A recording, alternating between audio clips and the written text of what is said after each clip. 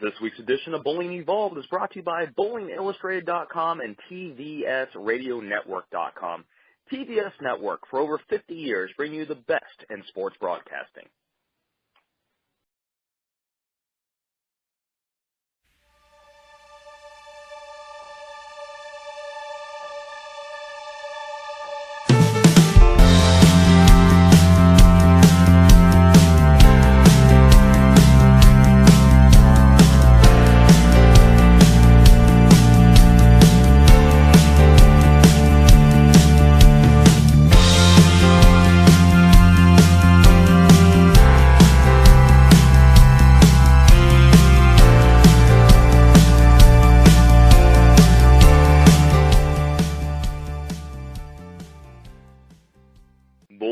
Bonjour, je suis Dustin J. Markowitz avec Eric Forkel, SCS Bowling Evolved.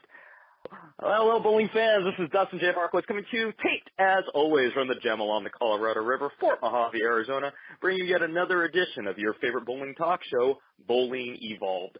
Join me as always is my partner in crime. He is the French Superman, the one and only Eric Forkel. Eric, how's it going tonight? What the hell is wrong with you? What are you smoking? Can you get it straight? I'm not French. Our guest is. What is the matter with you tonight? I don't know. All this buzz about the election and all the hate in the air. Now marijuana's legal in several states, including we're going to be in Nevada. I mean, man, my head's just all over the place. I think you should invest in plenty of marijuana the way you're going right now. But okay, that's wonderful. Yes. Well, yes, hey, I think we'll all chip in and get you some so you can just chill out because you're all over the place. You're killing me, Eric. Well, hey, I figured what the heck, when Paula won down in Costa Rica, we did it in Spanish, and in light of tonight's guest, I felt like French was the best way to go, and I have to say, fans, we do have a tremendous guest with us here in the studio tonight. He is a member of Team Canada, a World Bowling Championship gold medalist, the intercollegiate singles and team champion out of Wichita State. Oh, and I guess I should mention he is the first Canadian to ever win the U.S. Open and the first to ever shoot 300 on TV at the U.S. Open. The one, the only, Francois Lavoie. Frankie, thank you so much for joining us tonight. Hey, guys. Thanks for having me. Great to have you on, and very much congratulations. Thank you. Absolutely, and that's a great place to start. We had a chance, of course, across the world had a chance to watch you win the U.S. Open and the composure you had. And I know actually a few weeks prior to you being on the U.S. Open, we had actually talked a little bit on Facebook trying to get you on the show. We had some scheduling conflicts, but I'm very glad you're able to make it on tonight. And yes, from all the fans here at Bowling Evolved, congratulations. And I got to ask you, has the reality set in for you yet? Are you feeling the elation that you are a U.S. Open champion?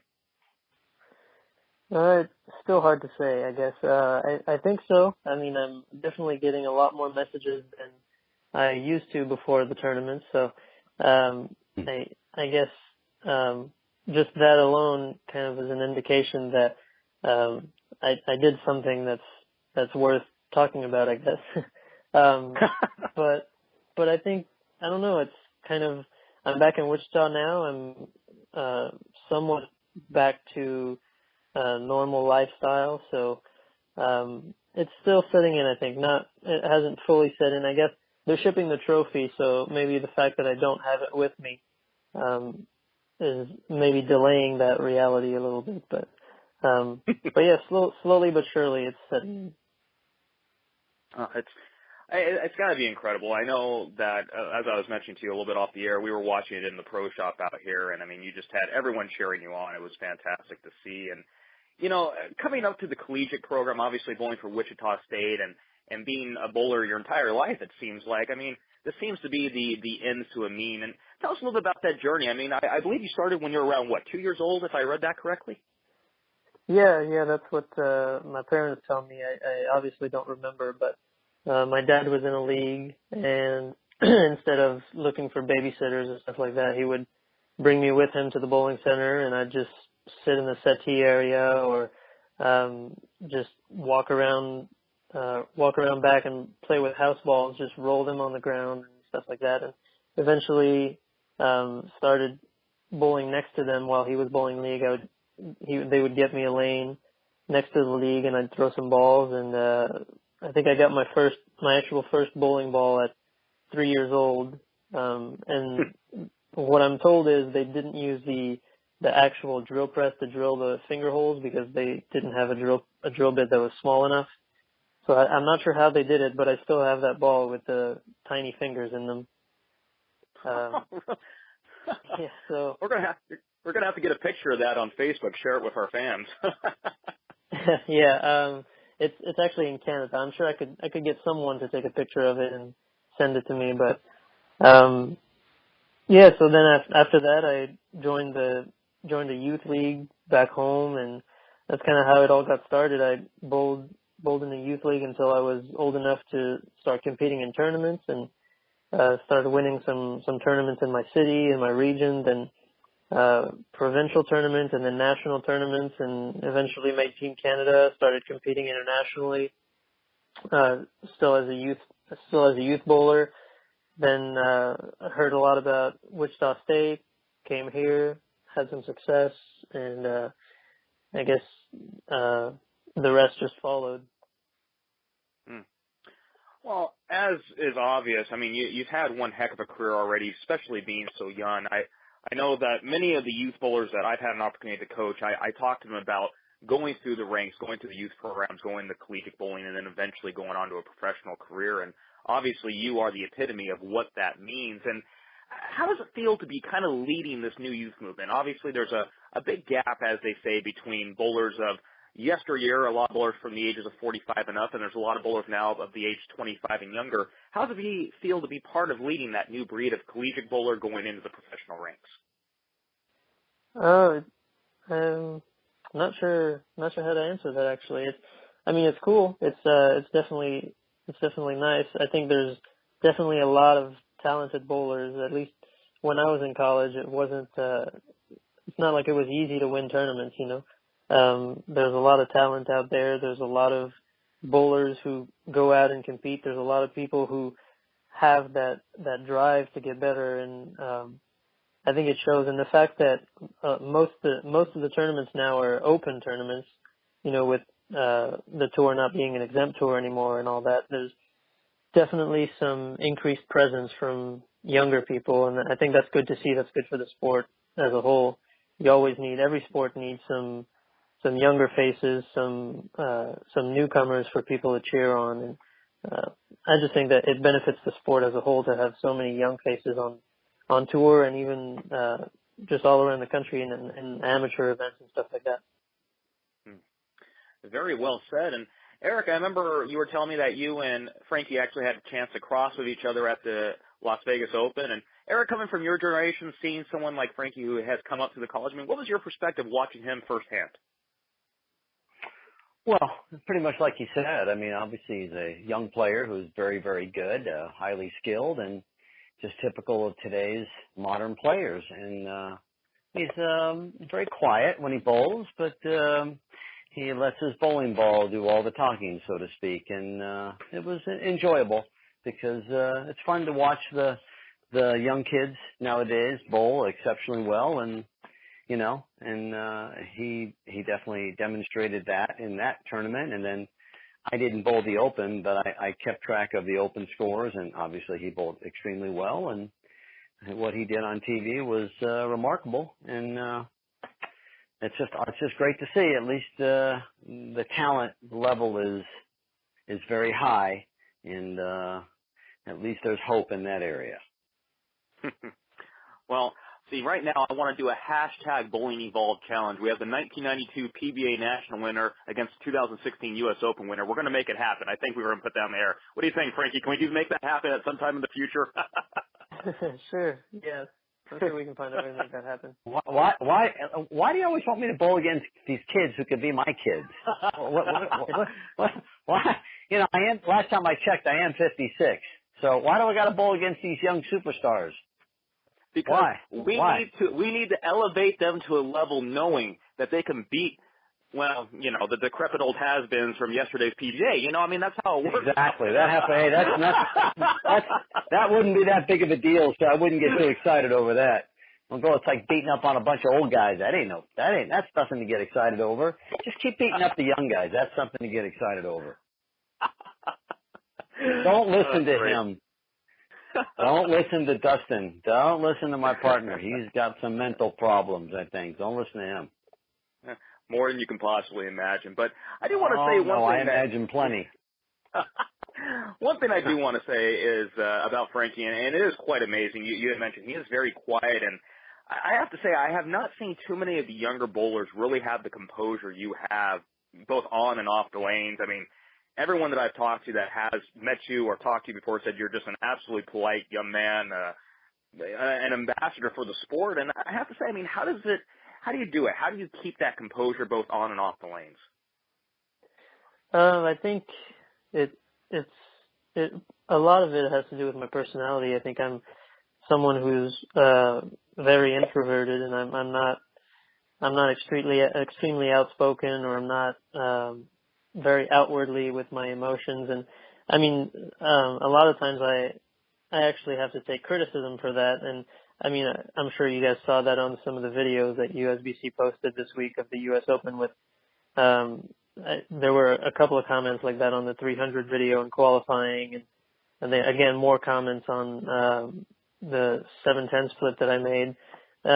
It's just, I'm just someone who's very quiet, but I also had to learn to keep my emotions in check because, although I don't get overly excited, I used to get overly frustrated. And, that obviously every bowler knows that once you go down that road, your performances don't really improve once you start getting frustrated. So, there was a lot of work on my mental game while I was at Wichita State, and, I think that's helped me tremendously. Just keep an even keel, and, once you do that, I think it's a lot easier to perform at higher levels if you're in charge, if you will, of your emotions like that. Very well said. And just remember, as something ever controversial comes up and you need to be a little more outspoken, just get a hold of one of us Yahoos. We'll take care of the talking for you. No, I usually just don't say anything. I think laying low is probably the best thing to do, because if you say something, then you're just inviting everyone to reply, and I just don't think that's a good idea all the time. So it doesn't bother me that much. So I just let people say what they will, and just move on with my life and let them move on with theirs. Sure. And I think that's a great way to look at things, too. I did have a chance to read some of the comments, and I actually responded to a few of them myself, and I said essentially the same thing. Everyone celebrates and looks at things in a different way. Not everyone can be a Sean Rash and scream when they shoot 300. I mean, I think there actually is a lot of class in the way you handle things, and one of my favorite bowlers to watch of all time was Dick Weber, and Dick Weber was never the super emotional guy on the lanes. He was always very calm, composed, a super ambassador for the sport, and I mean that sincerely, that when I look at the composure you have, I'm very reminded of one of the all-time greats, so I hope you take that as a compliment, because I surely do mean it that way.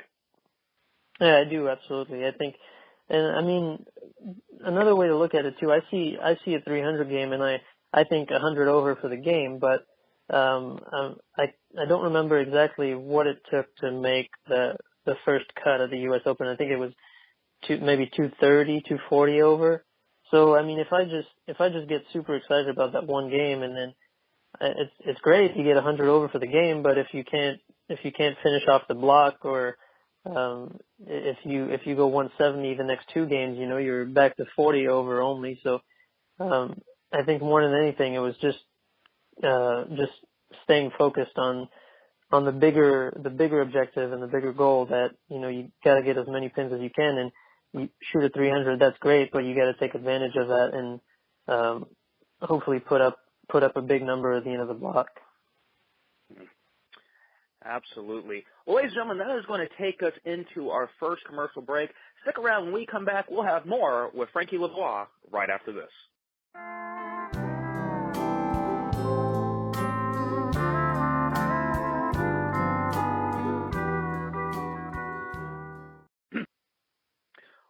back, fans. Well, ladies and gentlemen, we are still sitting here with Francois Lavoie, of course, the 2016 U.S. Open champion, and it's really been a fun conversation so far. And, Frankie, we got a few questions from fans that came in, and I got to ask you, are you ready for these? Well, I don't know. I'm not too sure, but let's hear them. Okay. Well, we'll start with the tough one. The first one, this one actually made me laugh. First one came in from fan John Mack, who wanted me to ask you simply, do you like cheese at all? Does that help you with your game? I do like cheese. In a different way, I guess, than a lot of people do in America. I don't necessarily sprinkle cheese on everything. Even on pizza, I think pizza in America is a little different. Cheese is like one of the main ingredients on pizza here, and I'm not really used to that so much. But yeah, I like cheese. We have a dish back home in Quebec called poutine. You might have heard of it. It's basically French fries with gravy and cheese curds, and that's one of my all-time favorite comfort foods. I'm reminded of, I'm sure you probably have heard of it, Epic Mealtime. Have you ever seen that show? Yeah. Yeah. I think of the Epic poutine, and yeah, I happen to try the one with bacon and cheese, and oh my God, that's Eric, I know that at your age you can't really eat food like this anymore, but I gotta tell you, poutine is something else entirely. That's kind of funny, actually. I think that's a good one. Yes, I have to be careful at my age, I have to take my vitamins and drink my Geritol, and hopefully I get up every day so I get to do this kind of stuff with you. See how lucky I am? And poor people like Frankie have to listen to you. Listen to the show. Oh, come on. Hey, just remember what Reagan said back in the day. He says, my opponent talks about my age, and I won't go to that level. I won't talk about how young and inexperienced he is. That's right, exactly. So, okay, well, second question comes in from James R. Buxton, and he wrote, and this is a little demeaning in the beginning, but I don't know what his intention. But he says, how about a Frenchie winning the Open? Are the other countries training better than we are, or is there that much of a difference between the way we throw a ball or how the international bowlers throw a ball? So I guess what he's saying is, how do you feel about being French-Canadian, and is there a difference between how you were trained going through Wichita and up in Canada, or is there just more hard work and dedication on your end? I'm not sure. I was only the second international bowler to win the U.S. Open, so I don't know exactly what that means. I think historically Americans have won the U.S. Open a lot more than international people. But I think, I don't know, a lot of my training came from Wichita State. I came here as a guy with I guess I had some talent, but I didn't know much about the game, and I learned a tremendous amount at Wichita State working with Coach Vatican and Coach Lewis, and everybody, all the guest workers that all the guests that they bring in, like Dr. Dean Hennitz and Fred Borden and Rick Benoit when he still lived in the States. It's just a tremendous program to be a part of, and there's so many opportunities for you to get better if you're willing to work at it. That it's hard to see a way that somebody can go to Wichita State and not get exponentially better than they are when they get there. I think as long as you put in minimal work, you'll get better, and there's really no limit to actually how much better you can get if you're willing to put the work in. All the resources are there for you, and I think I was one of those people who wanted to get that much better, and so I took advantage of a lot of the resources that were at my disposition, that were there for me. And so I don't know. And another thing too is with Team Canada since 2012, I believe, or 2013, we hired a new head coach, and he's changed the philosophy of Team Canada, changed how we do things on the team, and it's really shown he pushes himself to be a better coach constantly, and in turn that pushes us to be a lot better bowlers. And I think that's shown in international competition. You know, we used to be, even at PABCON events with just American countries, Canada used to be kind of a middle of the pack country, and recently we've medaled basically at every event we go to. So that speaks volumes to the work that Ty, our new head coach, has put in, and the work and the level of commitment that the bowlers on Team Canada have also put in. Erica, let me ask you a quick question here, too. I mean, looking at, as you said, we've talked about the international flavor coming into bowling a lot more. And going back to the beginning of when you really started out on tour, did you see a lot of the talent influx coming from Canada, even though, I mean, granted, not the United States, but have you seen that much of a difference between then and now? Well, there were some international players back in the day. You know, of course, Mats Carlson from Sweden, and I'm trying to think. I think Woodhouse was out on tour before I got out there from Canada. I mean, there's been a few. But again, it's not surprising. I mean, when Belmonte came over and started winning all kinds of stuff from Australia, I mean, that was no big surprise because of his two-handed prowess and how that kind of changed the way the game was played. So no, I don't care. I don't really care where you're from. I think if you're young and you're talented and you have a good work ethic and you put a lot of hard work into everything, why can't you bowl well? It doesn't matter where you're from. So when people say like, how do you like that? The guy from over there won. I mean, whatever. I mean, that's kind of a ridiculous statement. It's just someone who's very young and talented won a big tournament. That's how it should be looked at. It doesn't matter really where you're from. There's great bowlers all over the world. You know, when there's a lot of talent on the ladies tour, for instance. A lot of the ones from Singapore and from Korea, they come over now on the ladies tour and they're winning tournaments, and because they're very, very good. I mean, it's just they train hard, they work hard. So it's the same old thing. I don't think it matters where you're from. If you put the hard work and dedication in, just like we did back in my day, you have a chance to be a champion. And obviously, he proved that last week at the Open. And it can happen. It can happen at any time. It doesn't really matter where you're from. Absolutely agree with that. And moving down the questions list here, we actually had one from Steve Fogel. He actually reiterates something we talked about earlier. How does he keep his emotions in check? Not much emotion shooting 300, and Frankie, I think you explained that, but he said, congratulations, amazing focus. There was actually a couple questions that came in anonymously. The first one I want to ask you that was an anonymous question was, what's your opinion on two-handed bowling as a whole and the state of bowling? Now, we've had a lot of people on the show that are from the older generation talk about their thoughts on how bowling has evolved and changed, and I agree with this question as well. I'd love to hear your thoughts looking at it from a younger perspective. Yeah, I'm completely okay with two-handed bowling. I don't see a problem. If it really was a problem, there would be rules against it, and there aren't. So I don't know. I think a lot of people bowl differently. Some people don't. Some people are one-handed but don't use their thumb. There's everybody throws the ball differently. No two bowlers throw it exactly the same. So why not have some people who throw it with two hands? And it's not like it's that much easier either. I don't know if you guys have tried to bowl two-handed, but it also takes practice. It also requires a lot of work to get good at, and sometimes it works, sometimes it doesn't. There's a lot of two-handed bowlers who really don't have nearly as much success as some of the good ones have. It just so happens that the two-handers that are on tour are very, very good and they have success. So anytime someone has success, I think it brings with it a lot of haters. But it's not like it's not like it's that much easier. I don't think, at least.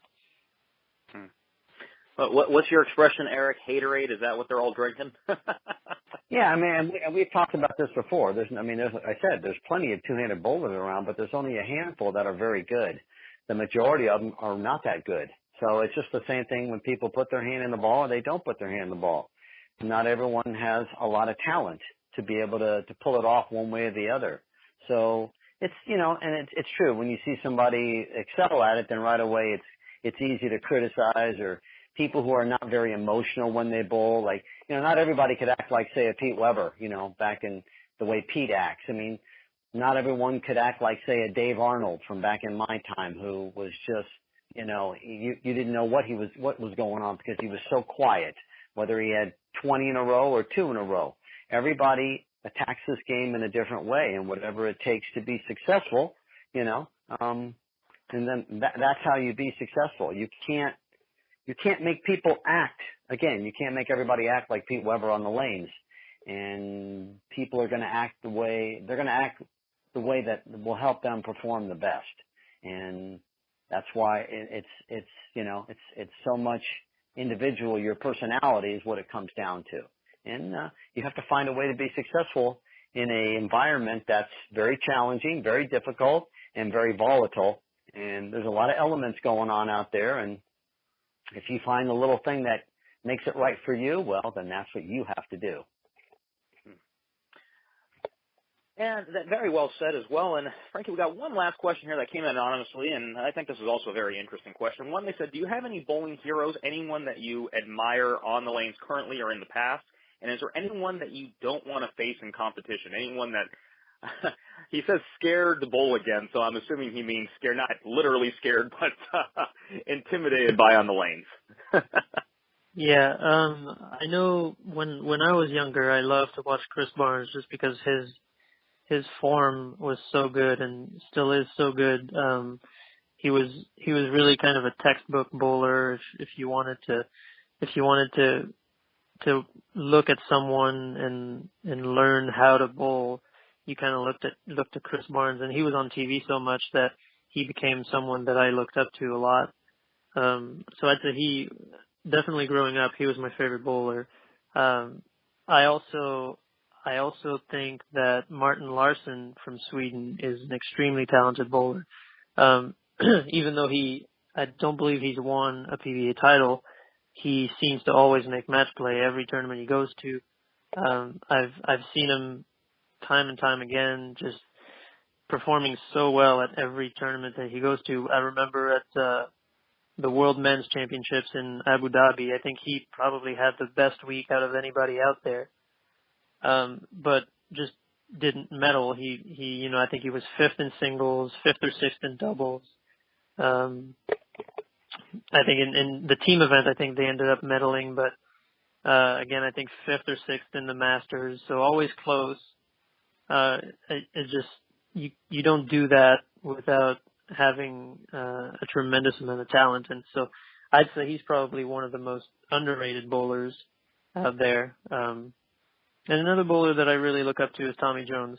I just from personal experience, I've seen him so many times just find a way to strike when he needed to. At the Pan Am Games in Toronto last year, he probably was on pace to shoot 140 or 150, and he either struck or doubled in the 10th to win bronze.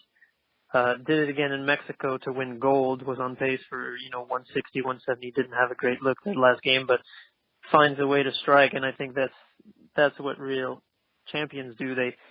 No matter the situation, they find a way to get it done, and so I look up to somebody like that.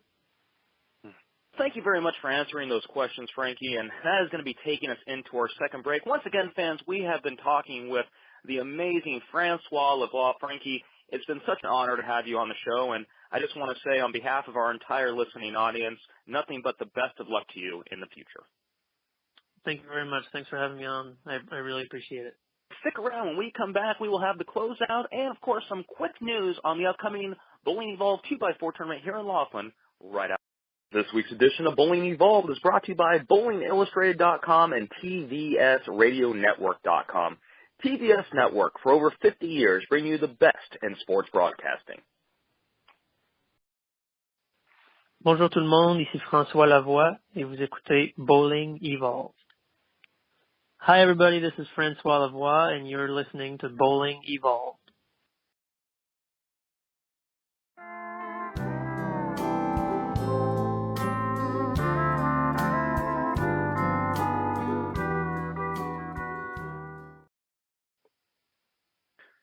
And welcome back, bowling fans.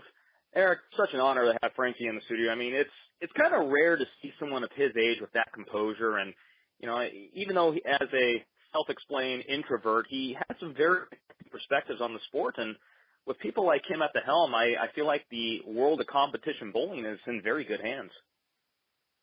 Yeah, he was a pleasure, and obviously a fine young man, as you would say, and he's got a tremendous future, and hopefully there will be a future to be tremendous in. So we'll see where this goes. I certainly hope so, and I do want to give a quick update on our upcoming tournament, the Bowling Evolved 2x4, presented by Finley Motor Company, MotiveBowling.com, Mongoose Bowling Products, Real Bowlers Tape, the Desert Bowler, and Elite Pro Shop in beautiful Riverside Lanes in Laughlin, Nevada, the place Eric loves. I love that place more than you'll ever know. I love it. We have right now, as of last count, I believe we have 25 prepaid entries, teams going into the event. We do have more coming in. I continue to get messages about this tournament, which is why we extended the deadline out till the 17th. Some of the notables in the tournament, Paula Vidal, Butch Soper, Eric, if you're able to bowl, I'd love to see you get in the event. And, I mean, it's going to be so fantastic. And, in fact, Laughlin's Doug Kent signed up. Mr. Rich Westcomb, along with the gentleman we shared on our page, Jim Armstrong, they're going to be bowling together. So I think this is going to be one heck of a tournament. Wow, sounds like fun. Who's Paula bowling with? You know what? I do not have that information in front of me. Oh, okay. But whoever it is, I'm sure they're going to be one of the favorites to win. Okay. Well, yeah, should be fun. Like I said, I'm definitely going to be there for the show, but we'll see about earlier. We'll find out. Yes. We will have an updated roster going out here in the next couple of days.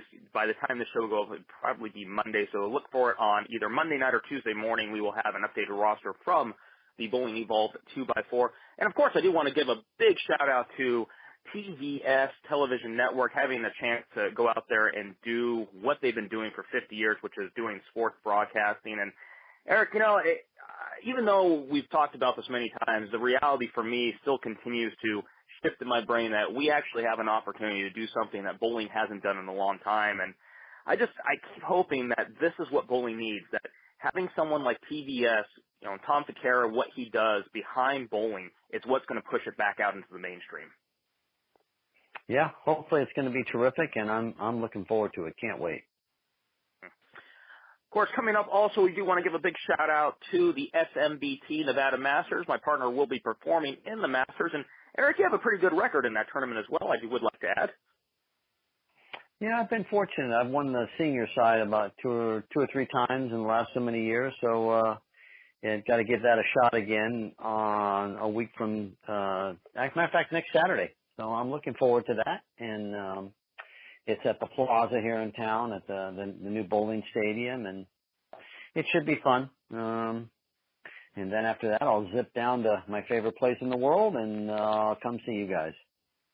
That's going to be a lot of fun. And also want to throw a quick shout-out to all of our listeners. Again, you guys have been nothing but fantastic. The feedback we've been getting on our shows have continued to make us better and better. And I do want to say, anytime you have questions, comments, or ideas, please visit us on our Facebook page at bowlingevolved.com. Shoot us an email at bowlingevolved@gmail.com, or contact either Eric or I on Facebook. We're happy to answer any and all questions. Of course, also a big thank you to Fred Eisenhammer, who continues to post stories and updates on our page. Fred is a tremendous writer. If you have not had a chance to read what he does, please take the time to do so. He writes about the other side of bowling, which I think is very entertaining, Eric. I love seeing just the pure joy and love that he puts into his stories. Yes, Fred's a good guy, terrific writer, and definitely gives you another side of it. So if anybody hasn't checked out any of his stories, I definitely think it's worth their time to do so. Yes. Ladies and gentlemen, that is going to take us into the end of our show. We will not have another show up until after the 2x4 tournament, although Eric and I may try to get together to do one of those Facebook Live feeds or something along those lines during the tournament. I think it would be a lot of fun to do something on location, Eric, on top of what we're doing for TBS. Yeah, you never know. Maybe we'll find some time, do some cool little things at the event, and surprise some people. Yes. And once again, I do want to give a big shout-out to all of our sponsors that are involved with the tournament and the show. Of course, Finley Motor Company at finleyaz.com, Mongoose Bowling Products, Real Bowlers Tape at realbowlerstape.com and mongooseproducts.com, Motive Bowling at motivebowling.com, Elite Pro Shop at eliteproshopaz.com. The Desert Bowler available on Facebook and in bowling centers throughout Arizona, Nevada, and California. And, of course, to TBS Television Network for all of their support and what we are trying to do. Check them out at tbstelevisionnetwork.com or listen to us now on their radio station. Their number 2 sports broadcast that we do, we are still number 2, Eric, which is kind of cool, at tbsradionetwork.com. And I have to say, being able to go out on so many different mediums is really an honor. And, again, from the bottom of my heart, and, Eric, I'm sure the bottom of yours, just a huge thank you to all of our fans and listeners, all 9 of you guys allowing us to still do this every week or every other week as much as we can. And we might be up to 10 by now, so just don't cut yourself too short.